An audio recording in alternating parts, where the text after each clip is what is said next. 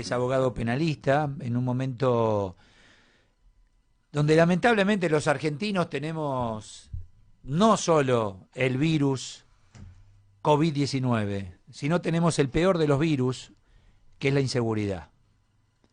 Desde hace mucho tiempo a esta pasan los gobiernos y la situación sigue cada vez peor.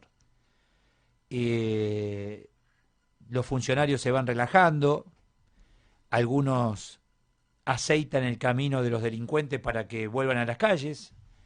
Entonces es el mundo del revés. Argentina es el mundo del revés. Me acaban de enviar un video como están robando un auto a dos personas que el día de lluvia, esto tuvo que haber sido ayer o antes de ayer, armados, cuatro personas, armados a plena luz del día. Hoy entraron, o anoche 22:30, un country sobre la ruta 2, con una camioneta de seguridad, violando la seguridad, todo, justo, o casualidad, desapareció las cámaras de seguridad del lugar, o casualidad se fueron directo a una casa y se llevaron, no sé si 30 o 40 millones de pesos, se escaparon, y no, más todo el chiquitaje, digo chiquitaje, pero en realidad cada víctima lo siente como el peor de los momentos, de señoras que han sido robadas en las últimas horas, en la calle, en Rosario, en el Gran Buenos Aires, etcétera. Germán, buenas tardes, ¿cómo estás?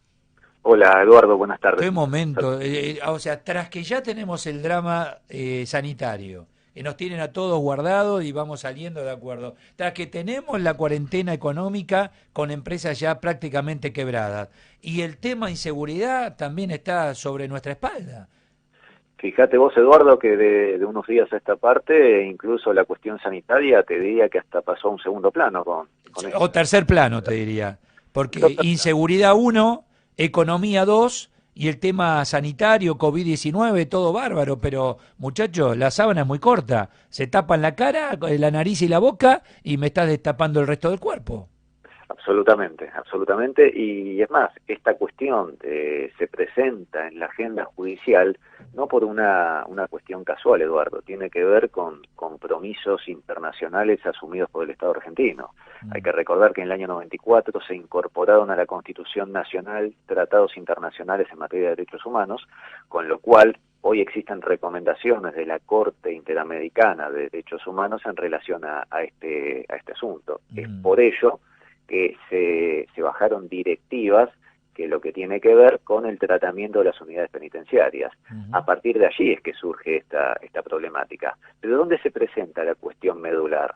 Yo te escuchaba atentamente en el bloque anterior, cuando con Atino vos decías que hay que diferenciar la situación procesal de cada preso, cada detenido, Claro, lo claro. cual yo suscribo al 100%. Acá no todos los presos están en la misma situación, no todas las situaciones procesales son iguales y no todos los casos son iguales.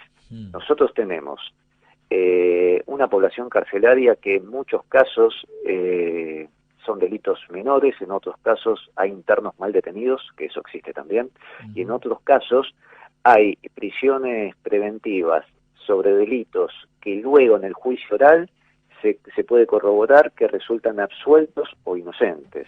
Tenemos esas cuestiones. Y luego tenemos los delitos graves, los delincuentes peligrosos, los casos que son una preocupación para la sociedad si recuperan su libertad, porque no hay ningún tipo de pauta que le dé tranquilidad a la sociedad. ¿Sabés qué me dijo el doctor, que es amigo en común, Marcelo Romero, fiscal de La Plata, en relación a esto? Es escupir sobre las tumbas de las víctimas. Es un mensaje peligroso e insultante a las víctimas, desde luego. Y te voy a contar una incidencia que me parece que a esta cuestión es conducente. Yo hace 2 horas aproximadamente hablé con un cliente mío que es el padre de una niña que fue asesinada hace 2 años junto a su madre, un caso que ha tenido una gran repercusión mediática, el doble femicidio de Villa Lugano. Y este buen hombre me llamaba preocupado y consternado preguntándome qué iba a suceder con este sujeto. ¿Qué iba a suceder, doctor?, me pregunta. obviamente lo que le expliqué es lo mismo que estoy explicando acá, de acuerdo a la condena que recayó en el juicio, que fue una pena de prisión perpetua, a las condiciones personales del imputado, a que no integra grupos de riesgo y demás, todo hace presumir que no va a haber ninguna modificación al respecto. Y ahí es donde se da esta discusión.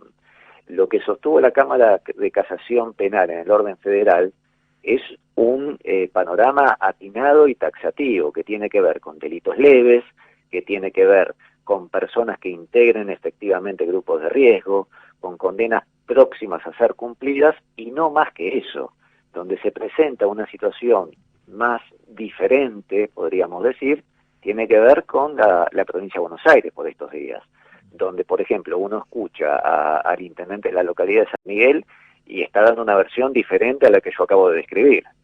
Y eso es lo que preocupa a la sociedad y preocupa incluso... Es que, a ver, yo no tengo que depender de un intendente, Germán, ni de un presidente. Yo tengo que, en el caso seguridad y en el caso de orden en cuanto a la ley, necesito el poder judicial, no el poder ejecutivo. Absolutamente. Si acá hay independencia de poderes, cosa que no lo hay, no existe en Argentina independencia de poderes, entonces yo no puedo depender de un intendente o de un presidente o de algún ejecutivo funcionario, de ya sea nación, provincia o municipio. Dependemos del tema de la justicia y el poder judicial, ¿no? El juez es soberano de sus decisiones y cada juez en particular, Eduardo, vos fíjate que la casación es el máximo tribunal penal del país, realizó una recomendación a los jueces inferiores y en los últimos días un magistrado de primera instancia planteó la inconstitucionalidad de ese acuerdo, entiende que afecta su independencia como magistrado para resolver este tipo de cuestiones. Con lo cual es un indicio a colación de lo que vos estás diciendo. Cada magistrado es soberano de sus decisiones, porque el que firma y rubrica la libertad es el magistrado y el responsable va a ser el magistrado, porque si libera a una persona que no cumple con estos requisitos, con estos presupuestos, y luego se comete un nuevo delito, el que va a ser responsable va a ser el magistrado. Con lo cual hay que prestar especial atención a... Claro, pero a ver, cuando se habla de responsabilidad, hoy esto yo lo charlaba, digo, a ver, ¿quién es responsable en relación a este Violini, ¿cómo se llama el juez este? Violini. Bueno, ¿quién es responsable en relación a sus actos? ¿Hay alguien superior, hay un jury que diga, un momentito señor, usted lo que está haciendo no corresponde? Yo lo escucho a Sergio Massa, presidente de la Cámara de Diputados, que dice, juez que libere va a tener juicio político. Bueno, ya tendría que comenzar el juicio político. Si ya liberaron. Como bien decís, el resorte para evaluar la conducta de un magistrado es el jurado de enjuiciamiento del Consejo de la Magistratura, el jury de enjuiciamiento. Naturalmente es por el mal desempeño de sus funciones, pero también tenemos la discrecionalidad del magistrado. Si el magistrado funda su resolución en lo que entiende que es atinado en el derecho y libera a los delincuentes, en este caso, hay que ver luego qué es lo que sucede con los delincuentes que liberó. Si evidentemente no sucedió nada, no va a ocurrir ningún tipo de inconveniente.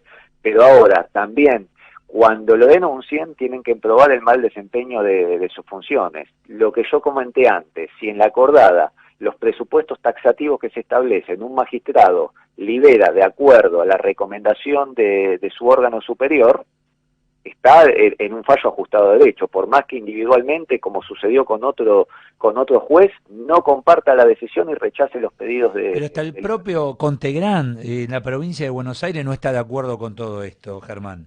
Pero también hay una cuestión, Eduardo, a ver. Los fiscales o el procurador, que en muchos casos ahora solicitan la liberación, son los mismos que tiempo atrás ordenaban compulsivamente las detenciones. La sobrepoblación carcelaria, en muchos casos, con una porción de los detenidos que se podría evitar que se encuentren en la unidad carcelaria y así impedir que ahora a mansalva salgan detenidos, porque ¿a dónde quiero llegar yo? Si nosotros tenemos las unidades penitenciarias con la capacidad de alojamiento normal... No es problema de la sociedad, Germán, no es mi problema. Desde luego. No es mi problema, eso es una excusa, no es mi problema, en absoluto es mi problema, y mucho menos el de las víctimas por temas de inseguridad, que somos todos. O sea, no es mi problema, eso es una excusa. Es decir, bueno, lleven al otro lado, qué sé yo. Pero es una excusa, es decir, no hay lugar y como pusieron a muchos, ¿por qué ahora no hay lugar y hasta hace un tiempo atrás había? Yo coincido con lo que decís vos, los trasladan a otro lugar. O me dicen que es por el coronavirus, o porque no pueden tener visita de higiénica, o porque no pueden no sé qué. Es cualquier excusa. A la larga, ¿sabés qué es esto? Como dejaron salir a los que dejaron salir de Seiza, entonces el resto dice a mí también. La verdad, salieron los vudú, entonces ahora quieren salir todos. Esa es la realidad. Bueno, totalmente de acuerdo. Bueno, De acuerdo. digo, porque si no, y te corro a vos de lo que voy a decir. Te corro a Germán Ferreiro. Nos toman de boludo.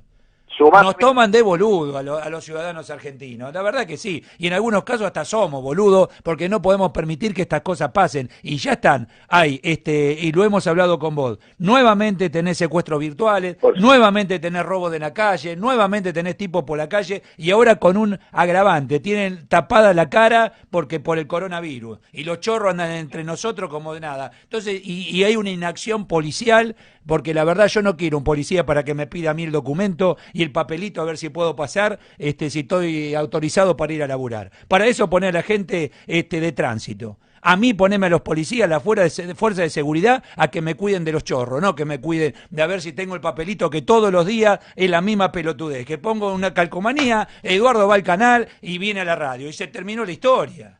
Pero no puede ser, viejo, no puede ser. Ya uno parece, viste, nos toman el pelo, Germán, realmente. Y muchos de esos policías son muertos por bala de la delincuencia. Exactamente, exactamente. En calle menor. Exactamente. Y a colación de lo que vos dijiste, pero lo suscribo al 100%, si no resultan claros y precisos los parámetros para conceder las libertades, lo que ocurre es la arbitrariedad y se afectan los principios constitucionales de justicia e igualdad, porque si sale uno, ¿por qué no sale el otro? Y ahí es donde se presentan estos problemas y estos disturbios, porque no son claros los parámetros para otorgar las libertades.